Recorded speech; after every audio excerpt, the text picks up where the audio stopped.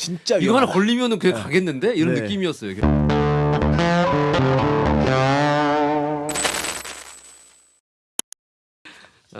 UFC 리뷰 한번 들어가 보도록 하겠습니다.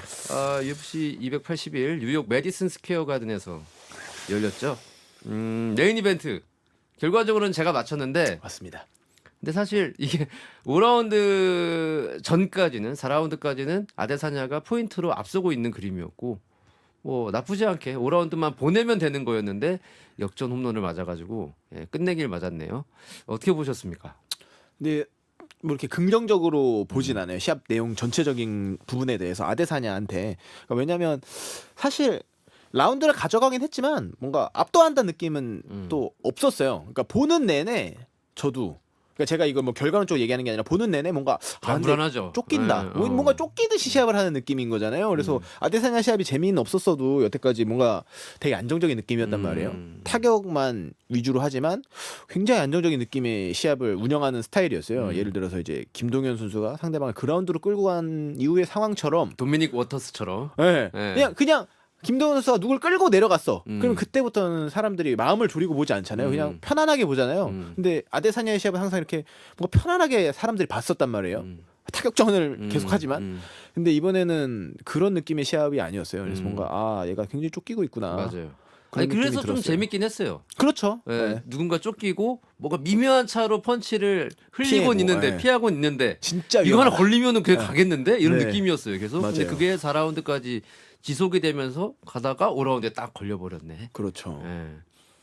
이게 심판의 판정에서 좀 빨리 서둘러서 말렸다고 생각하십니까? 네, 저는 적당히 말렸다고 생각해요. 음. 뭐 사실 말리고 나서도 정신을 뭐 휘청휘청했죠? 바로 차린 것도 아니고 휘청휘청 하고 있었기 때문에 네. 적당히 말렸다고 생각을 하고, 조금 아쉬운 부분은, 물론 저는 이게 좀 멘탈 싸움이 굉장히 큰 부분을 차지하다 보니까 격투기에서 특히 시합 내에서 네. 말하는 대로 이루어지지 않는 부분이 있지만 너무 쫓기듯이 시합을 한 게 조금 패착이 아닌가 싶어요. 그러니까 좀 더 자신 있게 했었으면 차라리 그런 파워풀한 펀치를 맞지 않을 수가 있거든요. 근데 그러니까 상대 펀치가 임팩트가 터지는 파워존에서 머리가 위치하지 않으면 좀 더 안전할 수 있는데. 더 붙어버리던가. 네, 근데 그러니까 너무 애매했어요. 계속 애매한 거리를 주니까 좀 아쉬웠다. 그 이게 네. 뭐 페레이라도 경기 전에 얘기했지만 나는 괜찮아라고는 하지만 그 한 대 맞았을 때 갔을 때 그 두려움.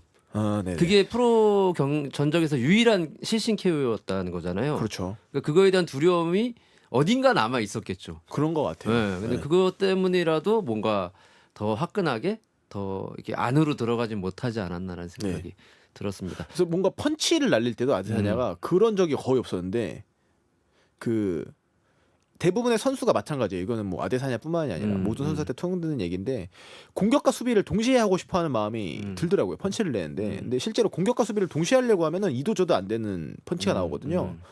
그래서 뭔가 짧은 듯한 느낌이 계속 드는 더 거예요. 찌르지 못하고 힘을 실지 못하고 네, 근데 빼야 될 생각을 먼저 하면서 빼는 생각을 너무 하려면 공격을 하니까. 펀치 체중이 앞에 실리지를 못해요. 그쵸. 근데 약간 그런 패턴의 공격들이 좀 많이 나왔어요. 라운드 초반에도. 그러니까 그런 것만 봐도 조금 너무 방어적인 운영을 한 것 같은 느낌이 들어서 조금 아쉬운 것 같아요. 그러니까 기존에는 이제 아데사냐가 테크닉적으로 워낙 좋고 그다음에 길이에서도 워낙 길이에서도 우위에 서 너무 압도하다 보니까는 거리에서 뭐 여지를 주지는 않았잖아요. 타격 좀 한다는 뭐 파울로 코스타도 그렇고 아무것도 히테커도 못했잖아요. 그렇고 뭐, 히테커도 그렇고.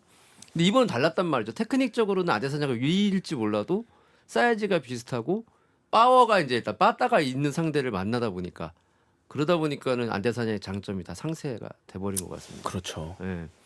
인자강 인정하십니까? 페레이라? 인자강이라기보다 뭔가 좀 뭐 인자강이라고 표현해도 되겠지만 체급 차이가 나보였다. 체격 차이. 네, 체격 차이에서 워낙 사기 사이즈여가지고 뭐 물론 아데사냐가 작은 편은 아니지만 막 두껍거나 엄청나게 막, 그러니까 두꺼운 느낌은 아니잖아요. 그렇죠. 약간 네. 말라깽이 느낌인데 근데 두꺼워버리니까 이게 솔직히 한 체급 차이가 나 보이더라고요. 그래서 그렇죠.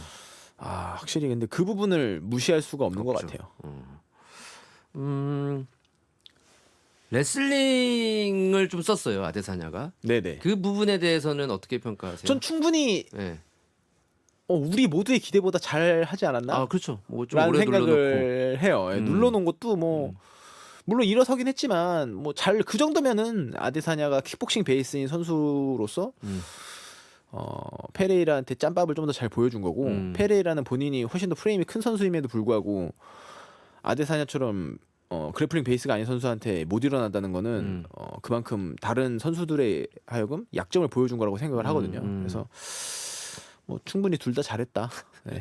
근데 확실히 네. 페레이라가 체격이 어느 정도 받쳐주니까 그것도 일어난 거고 만약에 아데사냐보다 작은 사이즈였으면 못 일어났을 거예요. 이게 되게 이게 늑대 같은 놈 하나 있잖아요. 냄새 잘 맡는 놈. 누구죠? 함자트 치마에프라고. 아, 예. 그 놈이 갑자기 튀어나와가지고 내가 상대해주겠다. 나랑 붙여달라.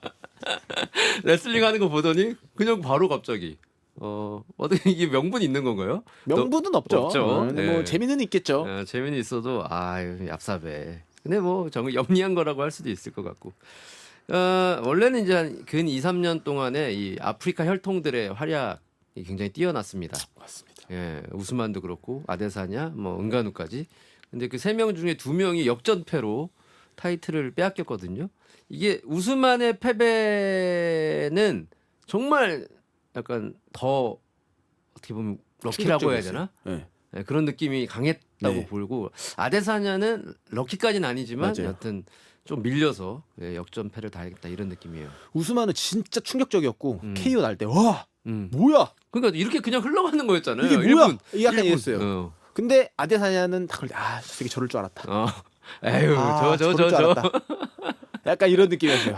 이거 저렇게 계속 빼다가 저럴 줄 알았다. 이런 거 이런 있잖아요. 느낌. 야구 보세요. 야구 때도 이런 거 있거든요. 불안할 때 있어요. 있죠. 투수가 있죠. 저 하나 맞겠다 저거 네. 한대 저 홈런 한 대 맞겠다 네. 한대 맞아버려. 저 이런 거 있잖아요. 네, 맞아요. 그런 느낌이었습니다. 네, 그런 느낌으로 패배를 당했습니다. 그런데 이제 알렉스 페레이라가 이 미들급의 절대 강자라고 보기 힘들잖아요. 이게 맞춤 강자지. 그렇죠. 네. 그래 보여요. 이게 어떻게 보십니까? 페레이라가 롱런 할 것 같으세요? 롱런은 좀 어렵지 않을까. 전 당장 예. 솔직히 그 돌골렘 있잖아요. 돌골렘? 파울로 코스타? 파울로 코스타 말고요. 누구죠? 파울로 코스타를 이겨버린 우리의 이태리 돌골렘. 마빈 베토리. 마빈 베토리가 맷집이 또 상당하거든요. 그 아시잖아요. 아데사냐의 카프킥을 그렇게 많이 맞았는데 뭐 안 맞은 것처럼 싸워요. 계속 끝까지 밀어붙이는 스타일이기 때문에 네, 체력도 그래서 좋고. 그래플링 능력이 사실 베토리 정도만 돼도 끌고 가서 요리하면은 이거 어떻게 될지 모른다라고 생각이 들거든요. 저는 파울로 코스타하고는 어떻게 보세요? 파울로 코스타도 뭐 충분히 가능성이 있죠. 근데 파울로 코스타는 전 계속 말하지만 그 KO된 경력을 되게 중요하게 생각하는데 맞고 한번 가본 적 갔을 있잖아요. 때, 그러면 충분히 또 갈 수 있습니다. 그렇기 때문에 조금 어려울 수도 있다고 보고 휘테커도 레슬링 능력이 나쁘지 않아서 괜찮지만 저는 좀 많이 끌리는 게 좀 배토리? 상성상 봤을 때는 네, 가장 좀 가능성이 높은 사람이. 왜냐면 휘테커는 사이즈가 너무 작아요. 네네네. 그리고 이제 KO 경력이 또 있다 보니까 이게 잘하고 있다가 갑자기 뒤집어질 수도 있는 문제라서. 지금 분위기는 아데사냐하고 재대결 바로 갈 수도 있지 않을까 분위기상. 아데사냐가 받을까요?